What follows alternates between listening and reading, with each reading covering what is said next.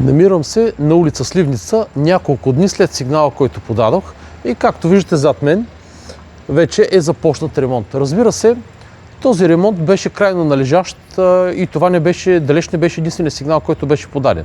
Тук бяха подадени десетки сигнали от живущи в района и както ви уведомих, подземният теч е предизвикал въпросното пропадане. Защо обаче мързеливата и прогнила от корупция управа на проваления кмет Костадин Димитров не реагира без да бъде подаден сигнал от нас? Ами ще ви кажа веднага. Самия отговор се състои и в самия въпрос.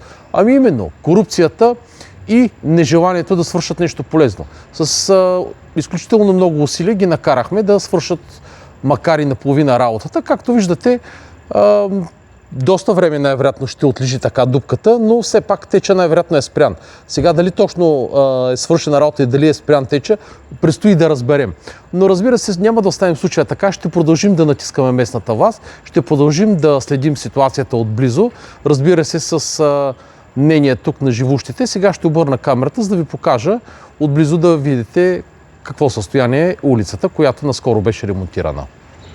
Още веднъж искам да ви покажа на сравнително скоро асфалтираната улица Сливница следите от машината, която е копала. Машината, която е копала ето този изкоп. Разбира се, не знам какво им е пречило да сложат едни гумени уплътнения отдолу и да не се получават тези следи върху асфалта, защото след някакъв период от време, казвам някакъв период, защото само Господ знае кога точно ще решат да асфалтират тази дупка, ще очертаят дупката и евентуално ще асфалтират само това. Тези следи ще останат белег от ремонта.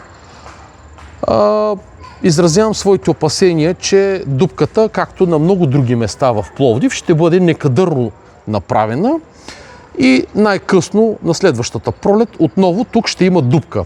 Язък за асфалтираната улица Сливница, язък за това, че хората може би са си помислили, че ще живеят и ще се движат по чиста, асфалтирана и нова улица.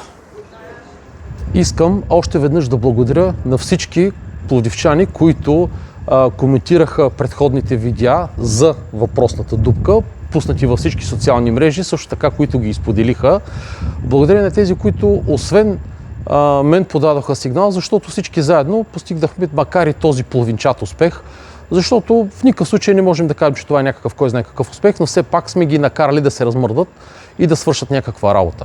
Уважаеми съграждани, ако всичко това, което виждате, не ви харесва, ако смятате, че Пловдив не заслужава безвремието, в което е изпаднал от беззъбото, некадърно и прогнило от корупция управление на ГЕРБ и техните патерици, ако смятате, че най-старият жив град в Европа, Пловдив, заслужава повече, изберете Възраждане, за да има България.